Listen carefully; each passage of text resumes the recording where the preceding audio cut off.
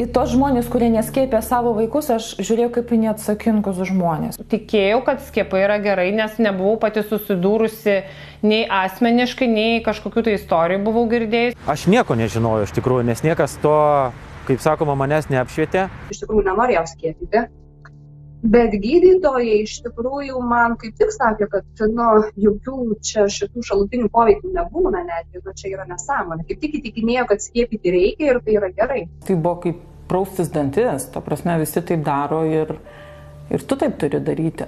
O kaip atsitiko nelaimė, pradėjau domėtis, nes auga dar vienas, kuris išlipo iš gyvų. 100% aklai pasitikėjau tuo, ką aš šnekėjau gydytoje, ką siūlė ir viską dariau, nes buvau jauna mama, buvo pirmas vaikas. Man tikrai net minčių nebuvo pasidomėti giliau apie skiepų žalą. Tačiau kai nesidomi ir negirdi. Aš net nepagalvojau, kad skiepų žala gali būti tokia baisi, kad luošina vaikus. Pasitikėjau medikais, jeigu jie rekomenduoja tos skiepus, jeigu jie atsiveža tuos skiepus, tai jie yra ir efektyvūs, ir veiksmingi, ir reikalingi. Mano požiūris į vakcinas buvo teigiamas, daugmaž visi skiepija, tai skiepysim ir mes, negali būti jokių kalbų. Mano draugė iš tikrųjų mane paprotino ir prieš skiepijant savo vaiką jinai paklausė manęs, ar skiepysis. Sakau, tai jo, sakau, prasme, kas priklauso. Ir jinai sako, taip labai atsargiai, bet sako, aš tai vietoj tavęs neskiepyčiau. Ir jinai sako, suskiepijus jinai savo abudu vaikus ir jinai sako, aš norėčiau laiką atsukti atgal, bet aš negaliu.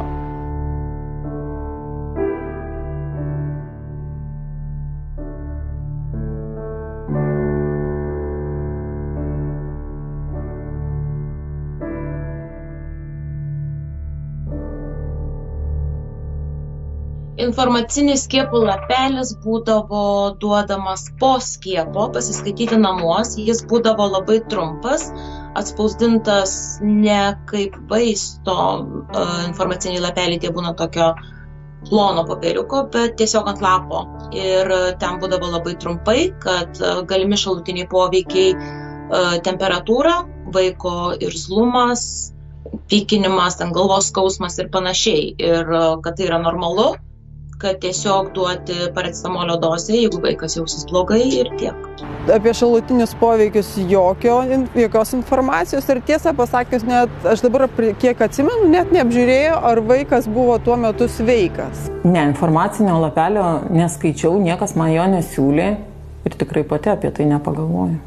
Nekartą gydytojai neįspėjo apie šalutinį poveikį, tik patarė nebūti lauke tą dieną ir nemaudyti vaiko. Gydytojai niekada nepaminėdavo, kokie gali būti šalutiniai vakcinos reiškiniai, padariniai. Tiesiog, sakydavo, ateini, pasirašai, kad atėjai, pasirašai, kad tu eini skiepyti, nurodo skiepų kabineto duris ir viskas. Tai ligoninėje gimė vaikas, tą dieną mums niekas neminėjo, kad reikės skiepyti, ar galime mes paskiepyti, ar jūs sutinkate dėl skiepų. Mums nebuvo iš vis nieko sakoma ir aiškinama ir apie jokias pasiekmes nebuvo kalbėta. Tiesiog atėjo, paėmė mūsų dukrą, nunešė ir, kiek atsimenu, parnešė ir jau jinai buvo paskiepyta. Nebuvo absoliučiai jokios kalbos, kad bus kažkokie šalutiniai poveikiai ar gali būti šalutiniai poveikiai. Tiesiog buvo pasakoma, kad skiepinsim tuo, dabar pasirašykit, kad jūs sutinkate ir eikite į tą kabinetą. Jis sako, jeigu kažkas atsitiks, mes neatsakom. Sako, kaip supras neatsakot?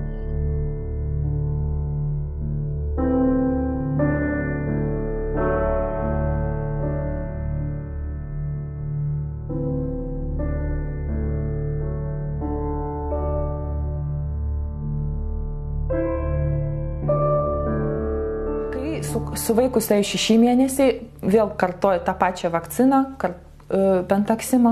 Vaikas atsikelia žvalus, aš pasodinu jį maitinimo kėdutę, jis pradeda leisti keistą tokį garsą ir nukrisdavo į šoną. Tokių atvejų, rytinių mieguistumo, tokių atvejų buvo virš 10 ir tęsiasi apie 2 mėnesius. Ir vieną dieną įvyko tai, labai baisus dalykas. Vaikas pabudo, žvalus, pavalgė, Aš jį pagaldžiau šalia savęs. Ir jinai man nusišypsojo, užvertė akis, pamėlo ir nekvėpavo kokias 5 minutės. Visiškai nereagavo į aplinką, buvo suglebusi, baklažano spalvos visas kūnas. Labai išsigandau, nežinau, ką daryti, rėkiau, vaikas nereaguoja, dariau dirbtinį kvėpavimą vaikui, bandžiau reanimuoti. Ir tik po 5 minučių vaikas pradėjo labai stipriai rėkti. Ir tada odos spalva pasidarė normalesnė, pradėjo dingti tas mėlynumas. Kai atvažiavo greitoji, vaikas klykė ne savo balsu, nors jinai pas mus iš viso praktiškai buvo neverkintis vaikas, išvežė mus į greitąją, visą savaitę gulėjom ligoninėje, 5-dienį vėl pasikartojo traukuliai, jau trūkčiojo ir veidukas, sulaukėm tyrimo rezultatų encefalogramos, buvo pakitimai, kad buvo tie pikai ir mums nustatė epilepsiją.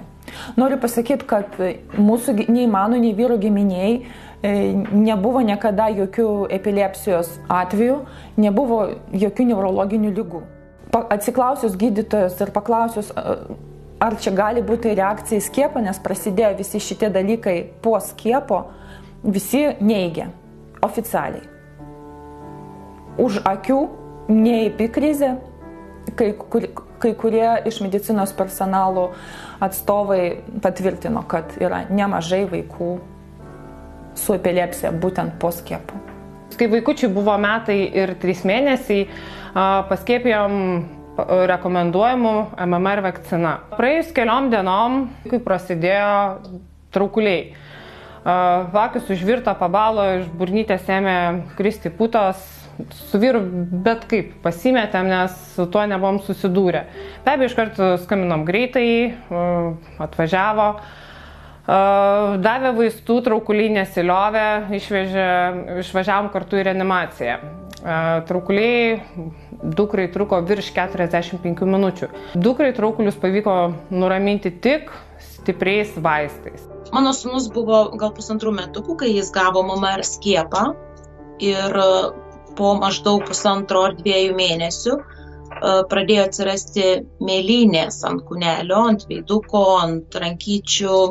Ir kai padarė dar sykį kraujo tyrimą vaikui, tada vėl pasikvietė mus ir paaiškino, kad labai sparčiai krinta trombocito kiekis jo kraujyje. Kita gydytoja susiekusi su manim per elektroninį paštą, prašysi papasakoti apie šią istoriją, buvo pasakiusi, kad būtent idiopatinė trombocitopeninė purpura tai pasaulinėje medikų visuomenėje oficialiai yra pripažinta kaip MMR skiepo komplikacija.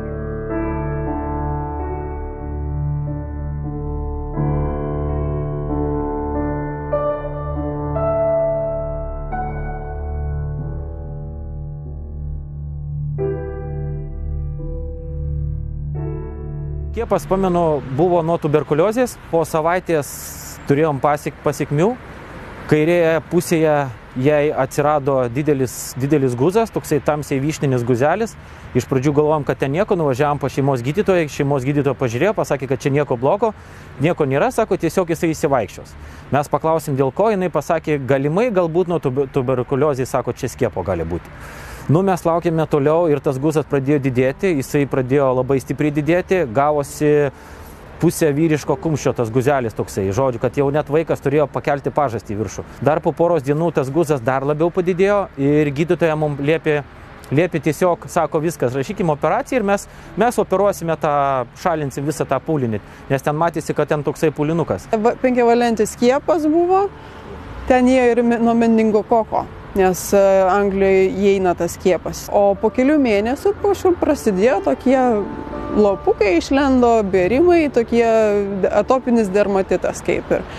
Bet sakau, prieš metus laiko, kai išlindo, tai visoje pilnumoje tada darėmės tyrimus, gliuteno netoleravimas, daugeliui pagrindinių tų alergenų alergijos pieno produktam, grūdiniai kultūrai, ko dar mes ten negalim, daugelio mėsos negalim net valgyti. Paskiepijus MMR skiepu tas viduriavimas nesiliovė, jisai vis sistemingai atsirasdavo, kas porą mėnesių, dasidėjo aukšta temperatūra naktimis, prakaitavimas ir kai vaikas buvo 3,5 metų, jis buvo diagnozuotas onkologinė liga, po MMR skiepų daugiau jokių skiepų negavo, jam buvo jie atidėti, 5 metų sulaukęs jis numirė. Davė pasirašyti, kad sutinku, nieko nebuvo informuota apie jokius, kad tik tai gali būti neramus, buvo pasakyta. Šalutinis gali būti neramumas.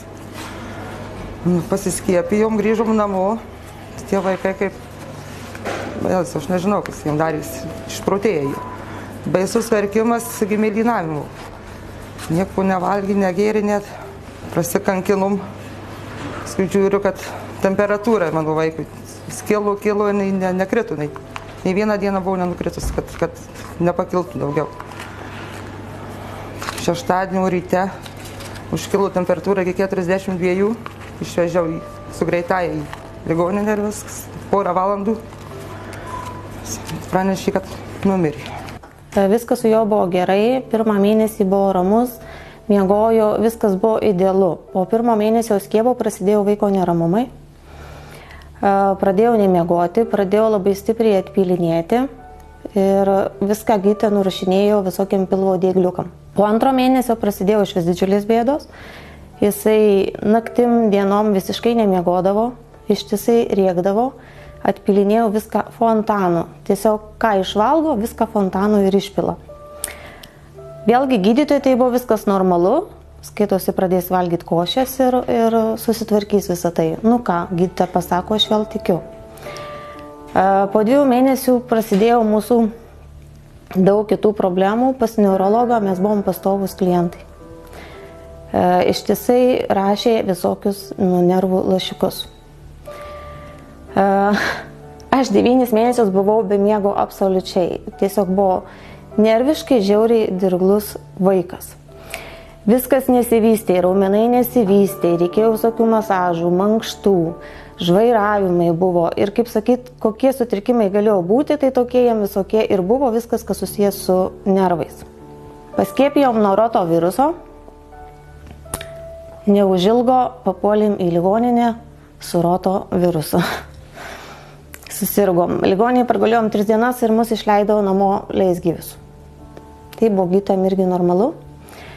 3 dienas namuose aš turėjau merdinti vaiką ir jisai apsivėmė 3 dieną kavos tirščiais. Turėjau pažįstamą šeimos gydytoją, jai pasiskambinau, tai buvo 10 val. Vakaro, jinai sako, čia yra vidinis kraujavimas, tai yra kraujas sukrešėjęs.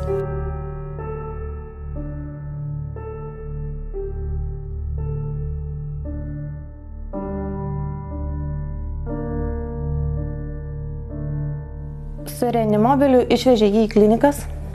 Tenais gydytojai viską padarė tyrimus, nesuprato, kas jam yra ir jį tiesiog gaivino tam, kad jisai atlaikytų operaciją.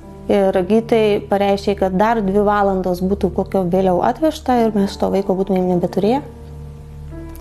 Išvežė jį į operaciją, prapjovė pilvą, nesuprato, kas jam yra. Visas pilvas buvo užpūliavęs tarp žarnų. Galvojom, apendicitas kaltas, išpjovė apendicitą, paskui padarius tyrimus paaiškėjo, kad apendicitas yra visiškai sveikas. Kaip ir operaciją atlaikė, pasak gydytojų. Vėl reanimacijoje gulėjo. Po paros laiko vėl stiprus vidinis kraujavimas įvyko. Vėl darė tyrimus, kur kišo žarną į vidų, į skrandį žiūrėti, kas yra.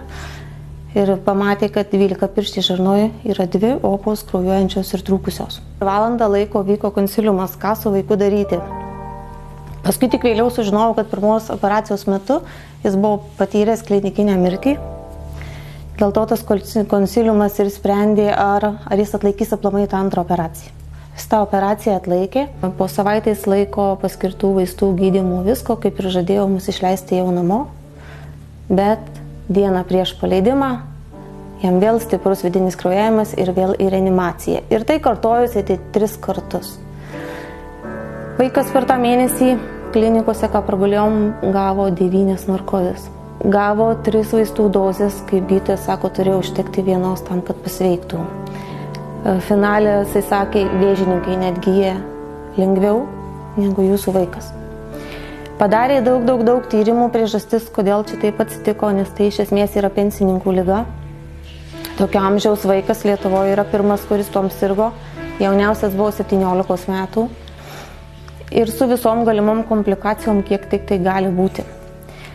Padarius begalis tyrimų, net žadėjau jūs ten įsiųsti, jie priežasties nerado ir išvadą parašė nervinių pagrindų.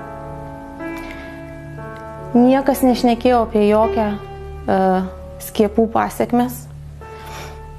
Tik man praėjus tam tikram laikui, kai pradėjau domėtis skiepais, dabar viskas aišku, kad tokio amžiaus vaikui nervų pagrindų tai yra absurdiška išvada.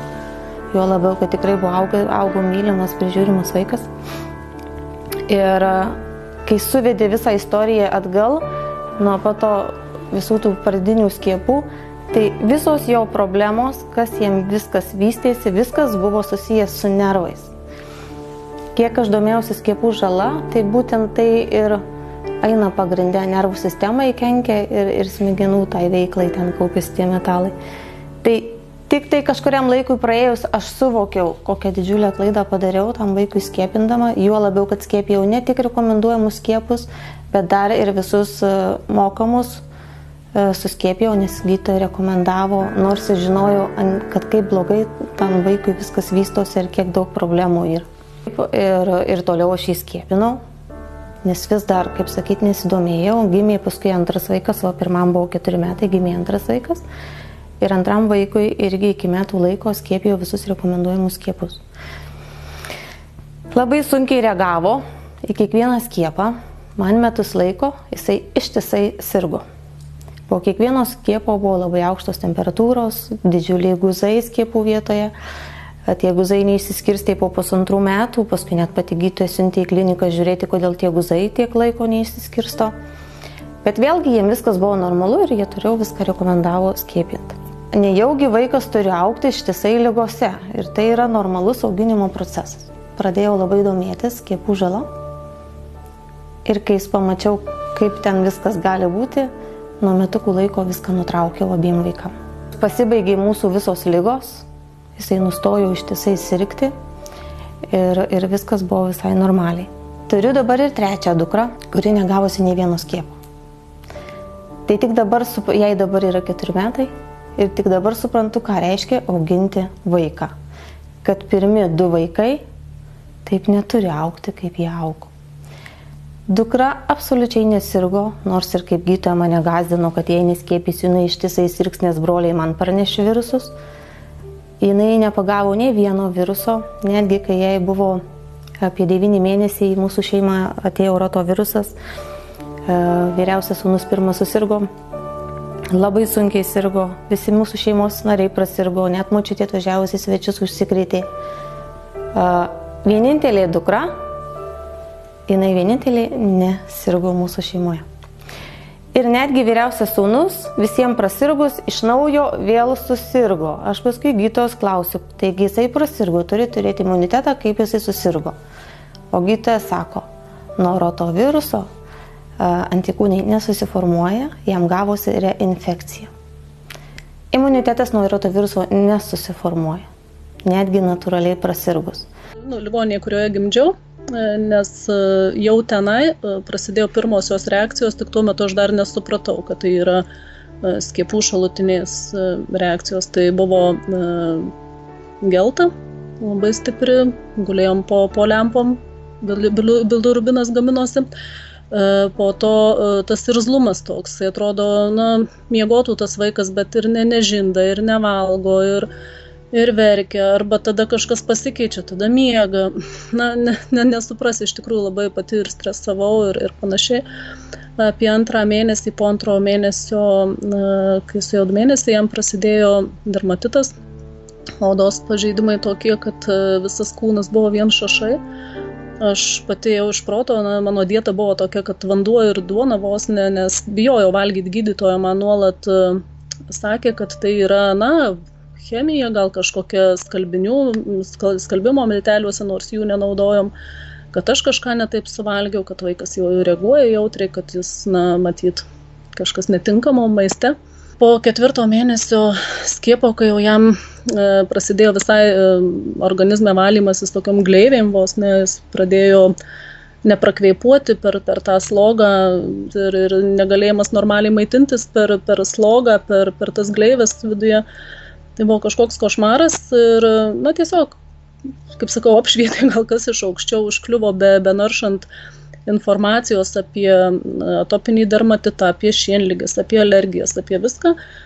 Paminėti skiepai ir man tada, nežinau, takyse tiesiog viskas susidėliojo, nes visos jo reakcijos, visos ligos, kurios buvo pripaišytos, aš jas radau skiepų informaciniuose lapeliuose kaip šalutinius reiškinius, papunkčiui viskas praktiškai.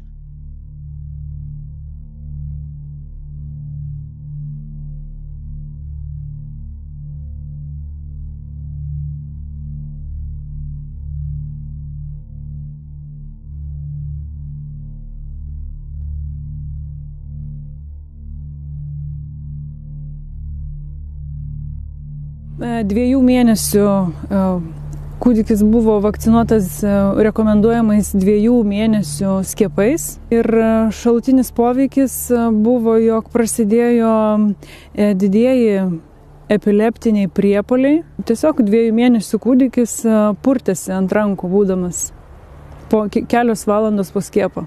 Iki tol vaikas buvo visiškai guvus, visiškai sveikas, 1,5 mėnesio būdamas jau kėlė galvą, tikrai stiprus vaikas buvo ir tiesiog kelios valandos po skiepo toks sutapimas tikrai negali būti, nes žinoma, gydantis neurologai kaip ir paneigė tą dalyką, kadangi čia gali būti tik vienam iš ten keliasdešimties tūkstančių, bet čia tikrai ne jūs, tai žodžiu toks beprasmis ginčas gavosi.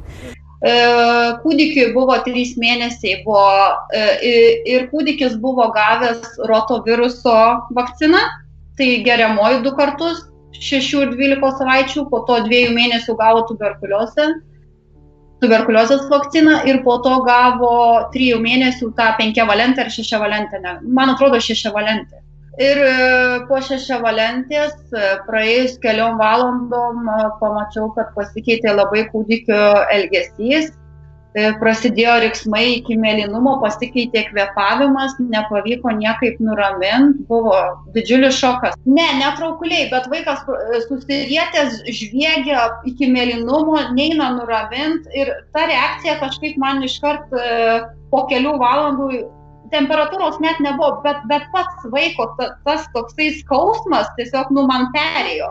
Iš karto nutraukiau visus skiepus, nes pamačiau reakciją ir tada labai pradėjau domėtis apie skiepų žalą, paprašiau visų skiepų lapelių ir domėjausi jungtinėm medžiagom, ne tik tai, kas parašyta, kokia yra skiepų žala, bet kiekvieną medžiagą žiūrėjau cheminę sudėtį, kas tai yra, kur dedama ir kodėl. Tai negalėjau net naktį miegoti, nes buvo labai bloga. Galvojau, ką aš suleidau vaikui ir kodėl man niekas nieko neinformavo medicinėje įstaigoje ir kodėl man niekas nepasakė, kad iš vis yra kažkokia skiepų žala. O kiek žmonių apie tai nežino ir kiek žmonių netiki tą žalą. O tas ir yra skaudžiausia, nes paprasčiausiai vaikų gaila, nes po to veža ir anginas operuoja. Ir kitokios sveikatos problemos neišeina iš ligoninių, iš daktarų. Tai man tik tas labai keista, kodėl žmonės nesidomi. Nes kiekvienas vaistas turi kažkokį šalutinį poveikį. Kiekviena vakcina, kiekvienas antibiotikas, kiekvienas išgertas vaistas turi šalutinį poveikį. Tik vienam jis pasirodo anksčiau, o kitam vėliau. Gimus mergaitėms dvynėms, mergaitės pagal Apgars skalę gavo 9 balus iš 10, tačiau jas atėjo mėnesio anksčiau, buvo paimtos į intensyvios terapijos skyrių, po nakties grąžintos mums, nes pačios kvėpavo ir jokių kažkokių sutrikimų gydytojai nematė. Mergaitėms savaime aišku buvo suleistas, nes per 24 valandas turi būti suleistas hepatito B skiepas. ir paskui 2-3 dienų bėgyje turi būti suleistas tuberkuliozės skiepas. Tai buvo joms tai suleista.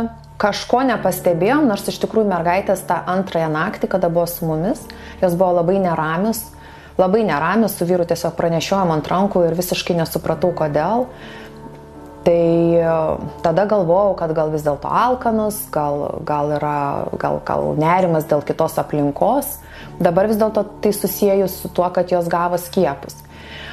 O iš tikrųjų vėliau gavo dar 2 dozes pagal kalendorių, 2 ir 6 mėnesį hepatito B, taip pat gavo ir tą kompleksinį difterijos stabligės skiepą, bet jo gavo tik tai 2 dozes, kadangi paskutinės dozes gydytoja negalėjo mergaitėms suleisti, nes jos sirguliavo. Privačios klinikos gydytoja, Baltijos Amerikos klinikos gydytoja Savulioninė, suleido joms hepatito B 3 dozę, motyvuodama, kad tai yra negyvas skiepas ir kad nieko tokio nebus, bet difterijos stabligės skiepo 3 dozės neleido, nes jos sirguliavo. Mus apramino, kad nieko nebus, bet jau tą kaip tik buvo prieš akis savaitgalis ir tą savaitgalį mergaitės buvo jau neramios, ypač nerami buvo mažesnėlė, kadangi viena mergaitė gimė tik tai 2 kg, o kita 3 kg, tai mažesniai, iš tikrųjų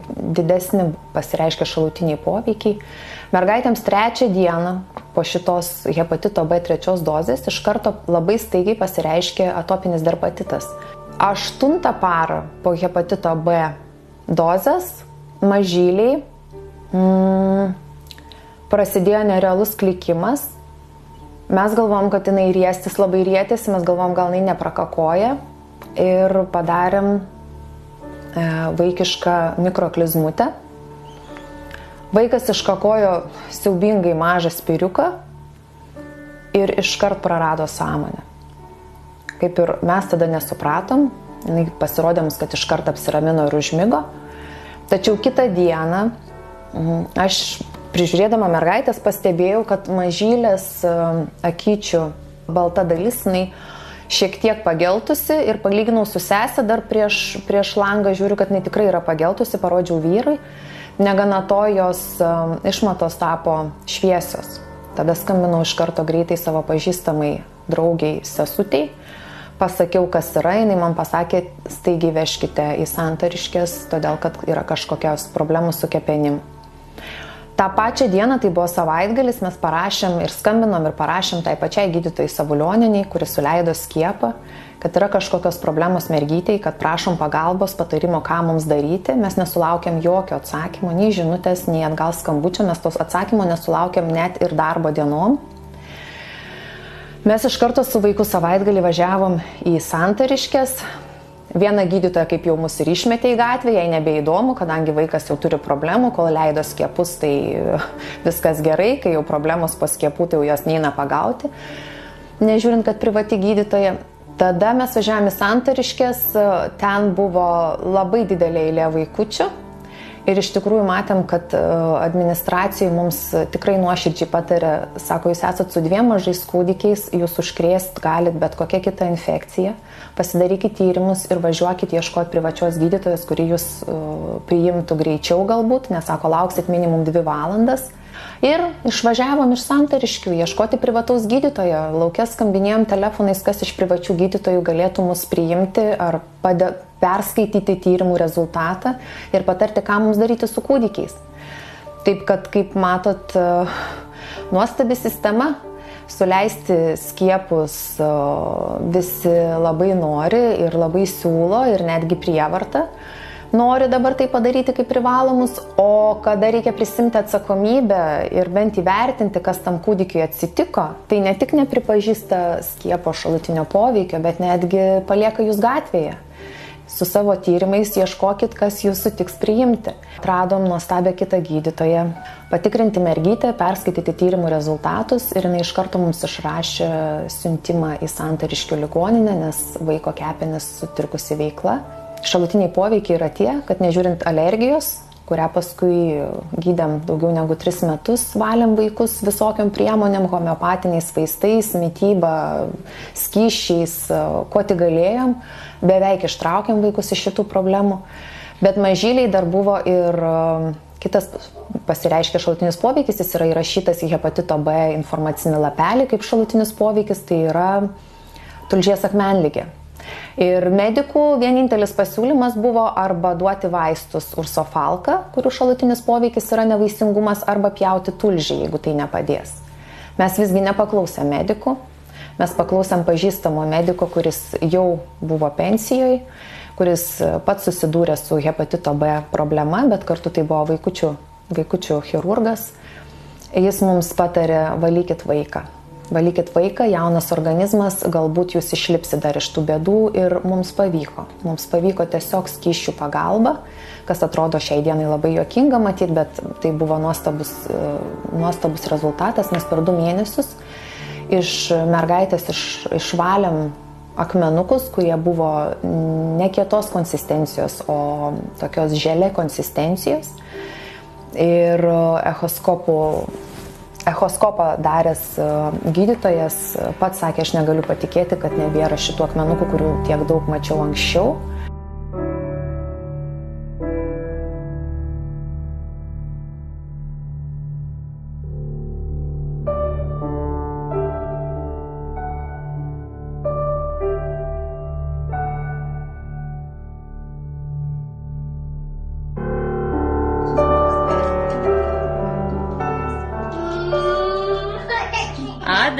Adai, adukai, ateik. Ateik čia. Adai. Ateik čia. Kas čia? Žiūrėk, kas čia?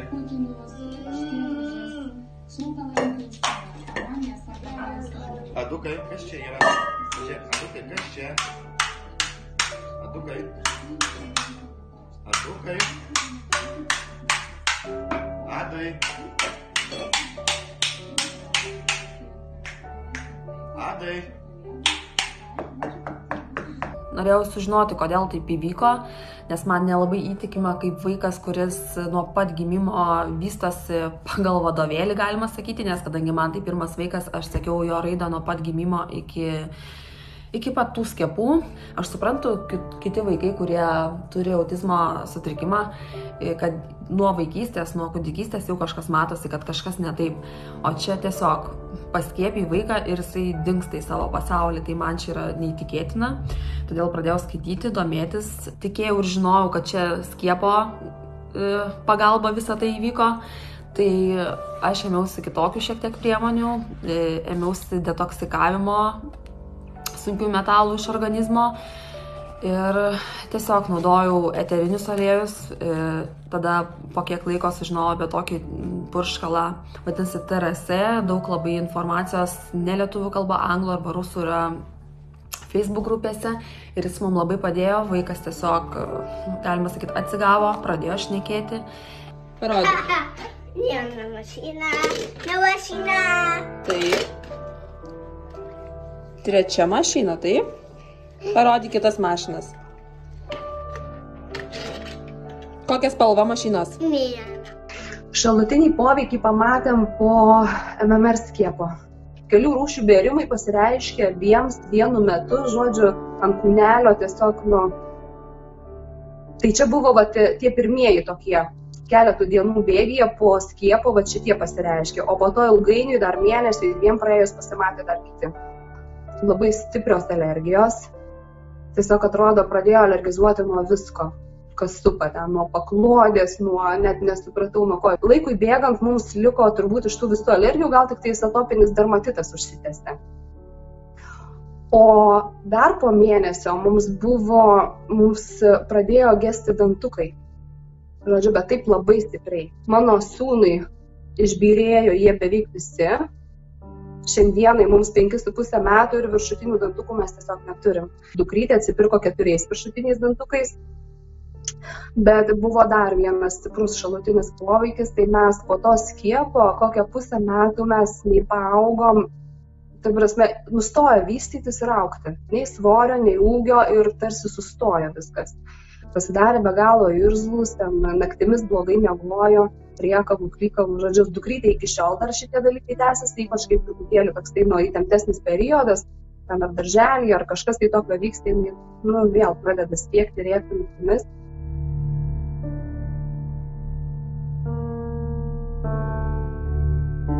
Niekoks registravimas mumsgi neigė, kad tai gali būti nuo skiepo ir prie šalutinių to nebuvo dabar. Aš jau mačiau to skiepo informacinį lapelį pateikiamą tėvams, tai prie pačių rečiausių yra ši liga. Tiesą pasakius, nežinojau tuo metu, kad galima registruoti. Ne, nesikreipiau, aš ten tokių net nežinojau. Aš norėjau užregistruoti į tą puslapį, man net neleidau. Aš kai viską leidau įrašyti, įrašiau parašyta, kad parašiau, kad mirtis, man net neleidau jo įsiųsti.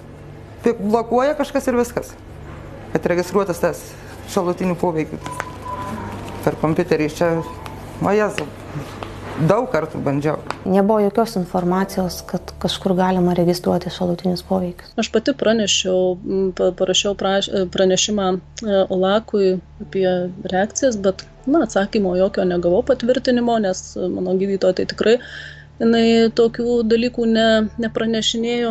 Net ir to pačioje ligoninėje, dabar kai lankomės, irgi, leidus galvą, akis taip, kaip pasakau, kad po skiepo neneigia ir nesako, kad oi, ne, čia negali tai būti, nes visi tą žino, bet tai yra vieša paslaptis, nes gydytojai bijo, aš manau, prarasti licencijas, prarasti vardą, įvaizdį prieš kolegas, kai lieki akis į akį, ne vienas yra ir profesorius, ir gydytojas pasakęs, kad skiepai yra ne taip, kaip atrodo. Šituos šalutinius poveikius mes užregistravome VVKT registre. Tačiau nebuvo jokios reakcijos, paskambino tik tai mergaitė ir pasakė, kad šitą informaciją perdodė ES atitinkamoms institucijoms. Jokio tyrimo nebuvo, niekas daugiau neklausė, niekas nesiaiškino, ar iš tikrųjų tai galėjo būti nuo skiepų ar ne nuo skiepų. Neregistravom šalutinio poveikio ir gydytoja nebuvo minėjus apie tokią galimybę, kad galima tai padaryti. Tokios galimybės niekas net nekalbėjo. Tiesiog tokių galimybių net nebuvo, niekas apie tai nežinojo, kad kažkur galima kreiptis.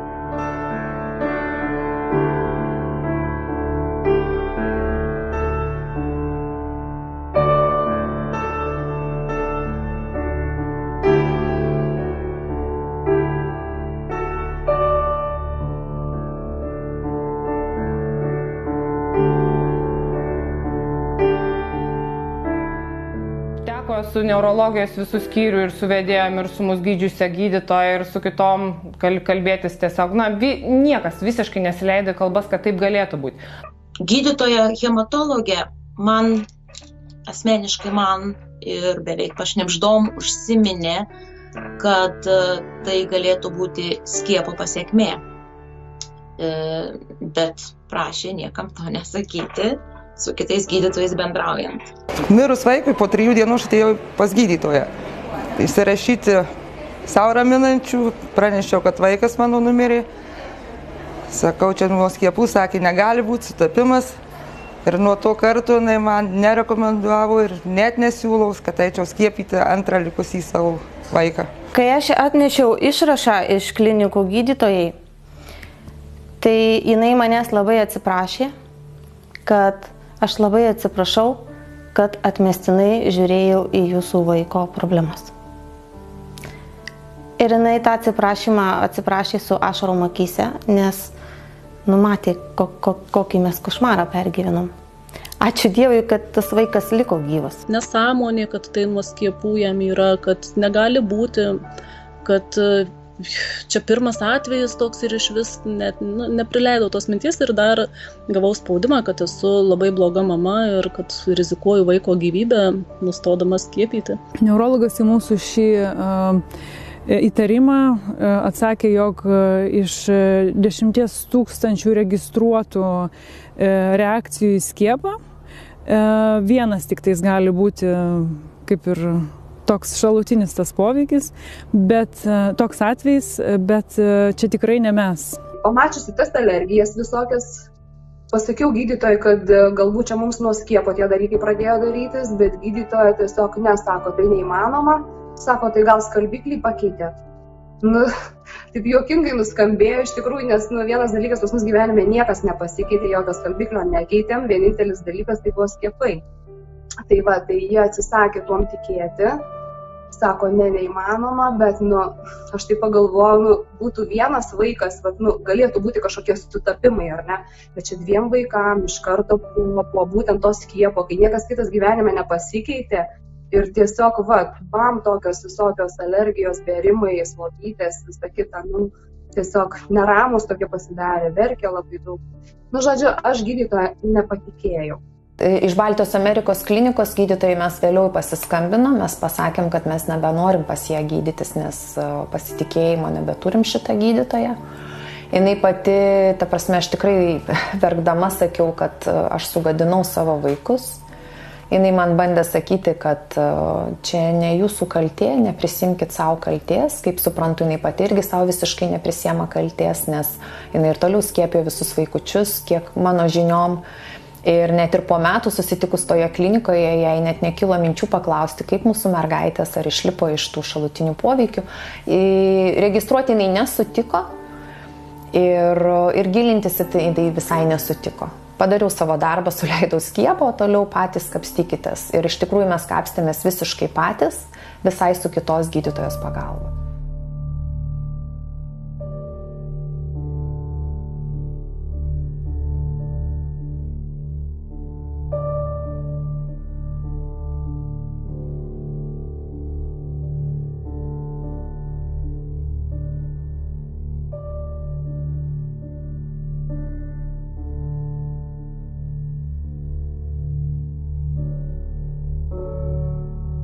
Tai gydytoja rekomendavo toliau skiepyti pagal planą, kaip suplanuota, nes pabrėžė, jog tai neįrodyta, jog mūsų atveju kaltas būtent skiepas. Yra protingų, mano gydytojas yra labai protingas, mes nuėjom pas jį ir pasakėm, atsiprašom, bet mes nenorim vakcinuoti savo kūdikio, jisai atsakė taip, jūs esat protingi žmonės, jūs sprendžiat patys. Aš turėjau nevakcinuotų vaikų, kurie sirgo tymais, jie gavo gydymą, jiems nieko neatsitiko, jie yra visiškai sveiki. Turim kitą vaiką, dukrytei tuoj bus 2 metai, nesutikom gimdymo namuose, gimdymo palatoj, po gimdymo gydytojai darė beprotiškai didelį spaudimą tiek atvažiavę į namus lėliuko lankyti, tiek į polikliniką, buvo iškviestos tiek poliklinikos vedėjai, verčiama ir pasirašyti, verčiama skiepyti, grasinama įvairiai. Stengiamės, atsilaikom, kovojam už savo įsitikinimus ir norim savo vaikam kuo geriausio ir sveikato svarbiausia norim. Mes daugiau neskiepijom, po šito įvykio mes iš vis atsisakėm skiepų ir nutarėm daugiau nebeskiepyti. Spaudimas gydytojų buvo labai didelis, kad mes atsisakome skiepyti, ypač mūsų šeimos gydytoja labai stipriai buvo prieš, nes jinai sakė, kad jūs pasirašykit dokumentus, pasirašykit visur, kad jūs atsisakote, mes pasakėm, kad mes taip atsisakom ir mes pasirašysim, duokit mums dokumentus, kad mes tikrai daugiau savo dukros neskiepėsim ir tikrai nežalosim. Vaikas realiai gavęs tik tuos pirmus skiepus, kai jam buvo 2 mėnesiai ir tikrai neskiepysiu toliau. Daugiau vaikų neskiepėjau, nes tikrai pradėjau domėtis medicina iš tos pusės, kurios niekada negalvojau turėsiu domėtis, kaip būdama paprastas žmogus, mama. Antro vaiko likusiu tą dieną sustojo visi skiepai, pradėjau kuo toliau, tuo baisiau darytis, kai pradėjau domėtis. Ir nuo 2 mėnesių, dabar lygiai 2 metai daugiau vaikas negavęs aplamai jokių skiepų. Auga sveikas, žvalus, be jokių alergijų, be nieko. Poliklinikų buvom prieš 1,5 gal metų, paskutinį kartą, nes nematom tam tikslu eiti. Nes nei ligos niekas nepuola. Ir jeigu manęs klausia, kodėl aš nenoriu vakcinuoti savo vaiko, aš parodau tą filmuotą medžiagą ir pasakau seselėm, kad aš nenoriu, kad mano vaikas turėtų tokį skausmą, kaip prieš tai turėjo. Tai jos man atsako, sureagavo, matyti kažkokią medžiagą sureagavo. Sakau, gerai, bet aš nenoriu rizikuoti daugiau, man užtenka, aš nenoriu. Nes, sakykime, kitų 3 vaikų, po viso šito košmaro aš neskiepijau nei vieno skiepo. Einančių vaikų tikrai neskiepysime. Dabar turiu palyginimui, jokios cheminės medžiagos negavusi 3 mėnesių kūdikį, kurį žindau. Ir yra toks didžiulis skirtumas, kad kaip diena ir naktis neįmanoma sulyginti, nes vaikas yra visiškai ramus. visiškai jokio verkimo, jokio klykimo, miega naktim, su pirmagimiu buvo jų problemos, žviegdavo naktim po 4 valandas 3 mėnesius be sustojimo. Ir visi reaguoja, oi, koks ramus šitas kūdikis. Įdomu, kodėl ramus, todėl, kad jam viskas gerai, todėl, kad nesulošintas. Tai ir net nenoriu galvoti apie jokias vakcinas. Bent jau mūsų vaikams tikrai, manau, negalima daugiau skiepyti, todėl kad mes net nebežinom, kaip gali toliau kokie šalutiniai poveikiai pasireikšti. Ir mes tikrai nesiruošiam gadinti vaikų, mes jau vieną kartą pasimokėm, nes pagalbos po to nesulauksim iš nieko. Nei iš gydytojų, nei iš valstybės, bus tik tai neigimas ir bus neteisinga diagnozė. 4 vaikas neturi jokio skiepo, nei vitamino K, nei visų kitų. Gydytojai nuolat man apie tai primena, kad vaikutis neskiepytas, jeigu vizitas dėl peršalimo ar dėl bet ko. Man visi primena, kad yra byloje parašyta, kad dar vaikas neskiepytas, kodėl aš tai pasirinkau, aš paaiškinu vėl iš naujo ir viskas yra toleruojama ir viskas yra gerai. Ateis laikas ir aš tikrai nesiruošiu skiepyti, nesiruošiu vėl išgyventi iš naujo to paties, nes aš manau, kad jeigu šis skiepas sutrikdė jo raidą, aš vėl paskiepysiu ir vėl tas pats gali būti ir aš tikrai nesiruošiu to daryti. Žinoma, kad ne, jokių būdų. Net jeigu tai būtų priverstinai, kaip sakykime, Vokietijoje baudos 2,5 tūkstančio, aš tas būdas geriau mokėsiu, negu geriau skiepus.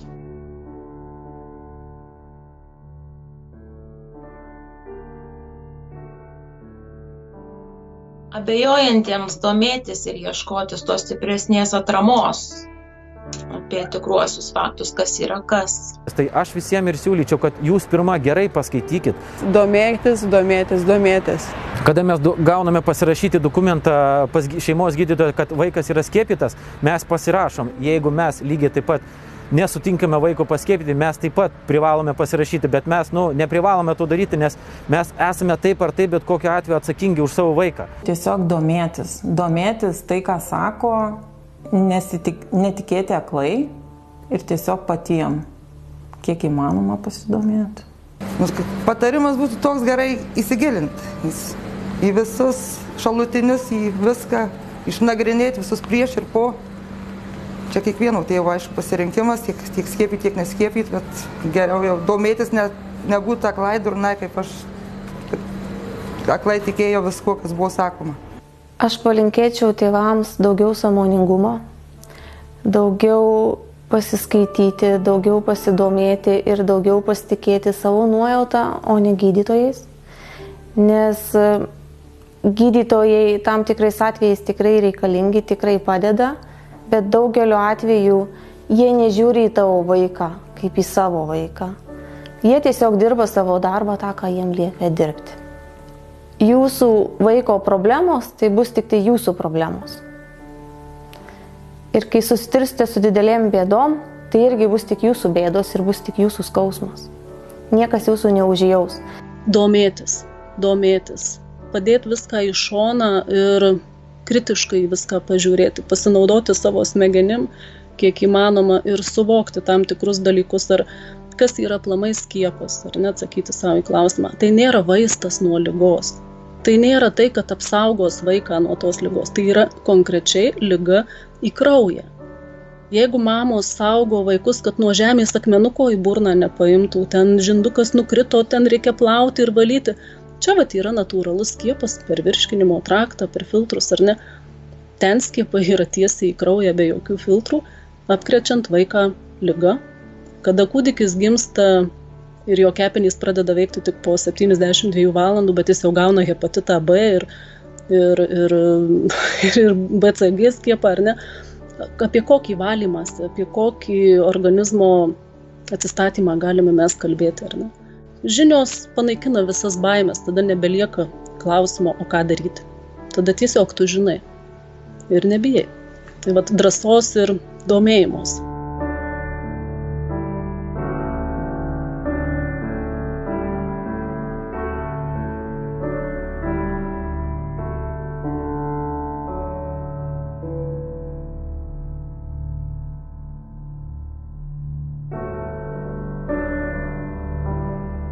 Tėvams tai būtų daugiau domėtis apie skiepų žalą ir sveiką mitybą, daugiau būti griname ore ir sportuoti ir žiūrėti savo vaikus. Pirmiausia, mamytės ir tėveliai, nepasitikėkit niekuo. Nei tėveliais savo, nei seneliais, nei medikais, nei mokytojais. Pirmiausia, atsistokit ir pagalvokit, kuo tikite jūs ir ką sako jums jūsų širdis. Kitas dalykas, skiepai yra medicininė intervencija, tai yra vaistai. Todėl pirmiausia, jeigu medikas įkalbinėja jūs skiepyti vaiką, kūdikį, kuris yra dar, dalis organų yra nesusiformavę, imuninė sistema yra dar nesusiformavusi, ne kaip minimum formuojasi iki 4 metų. Palinkėčiau visiems domėtis vakcinų sudėtimi, jų galimais šalutiniais poveikiais, prašyti gydytojo skiepų infolapelių, tiesiog visur pilna geros informacijos, teisingos informacijos, tik reikia netingėti ieškoti, patiems domėtis, juk daug gerų dalykų darote dėl savo vaikų, tai manau, kad prieš skiepint pasidomėjimas, ką juos leidžiate, būtų vienas iš jų. Mes neįvertiname tos situacijos rimtumo, to skiepo, vakcinavimo rimtumo, kadangi viskas praktiškai visi tie sunkiai metalai į smegenis nueina, o smegenims poveikis tai nenoriu sakyti, kad negrįžtamas yra, aš viliuosi, kad visgi pastatysime vaiką ant kojų, bent kažkiek tai, tačiau tas dalykas kainuoja žvėriškai daug sveikatos, kainuoja visą gyvenimą, ne tik vaikui, bet ir visai šeimai ir supančiai aplinkai. Čia mes nekalbame apie finansus, kalbame apie gyvenimus sužalotus.